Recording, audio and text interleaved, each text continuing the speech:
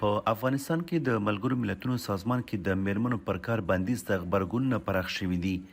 ملګري ملتونه وایي که طالبان په ملګرو ملتونو سازمان کې میرمنو ته د کار کولو اجازه ورنه کړي، دوی اړ دي چې زړه ماتونکې پریکړه وکړي او د مې په میاشت کې له افغانستان څخه ووځي. په کاناډا کې د افغانستان پخوانی سفیره شینکۍ کړوخیل وایي طالبان غواړي په لوی لاس افغانستان ګاونډي هیوادونو ته اړ کړي. د طالبانو مشرتابه او خصوصا دغه څو نفر شیخان چې دي دا شاید کوم یا فشار یا مشوره یا تشویق دی د همسایه ملک څخه به دوی کېږي چې دا یو واقعي او شرعي نظام دی په دې شکل پلی کړي، ځکه چې هغوی په لوی لاس باندې غواړي چې افغانستان انزوا ته لاړ شي او بالاخره د خپل ګاونډیانو ته احتیاج محتاج او یو تابع ملک اوسیږي. په واشنګټن ډي سي کې پخوانی ډیپلوماټ صفي الله دلاور وایي طالبان د وسلې په زور پریکړې کوي او دا کار به افغانستان له دایمي بدبختۍ سره مخ کړي.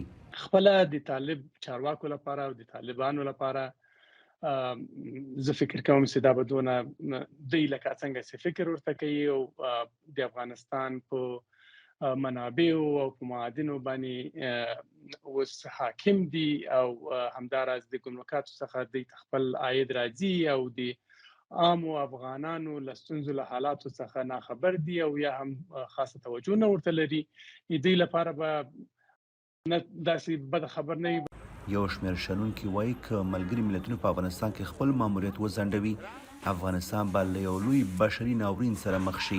خو دوی ګوري چې دا کوم قدمونه دی اخلي د دې په ګټه باندې نه دي، د خپل په خوا په تیشه وهي، مګر موږ تاسو ګورو چې دا اخلي او افغانستان ښکاره خبره د انزوا خواته ځي، بدبختي خواته ځي او دا بدبختي صرف د دوه مملکتونو په ګټه ده، د ایران او د پاکستان. شنونکي خبرداری ورکوي د طالبانو کړنې به افغانستان په نړیواله کچه منزوي کړي.